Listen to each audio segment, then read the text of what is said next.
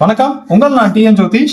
இது என்னன்னு பார்த்தீங்கன்னா உங்களுக்கே தெரியும், மைனாவோட குஞ்சுகள் தான். என்ன நடந்ததுன்னா நேற்று பார்த்தீங்கன்னா இதுங்களோட கூடு கலைஞ்சிருச்சு. நான் வேலை பார்க்குற ஹாஸ்பிட்டல்லேருந்து கீழே விழுந்துட்டாங்க இவங்க.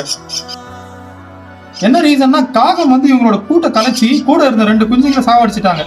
தாய் பறவையால இவங்க 3 பேருமே தூக்கிட்டு போக முடியல. நான் வீட்டுக்கு தூக்கின்னு வந்துட்டேன். இது எப்படி வளர்க்கணும்னு எனக்கு தெரியல.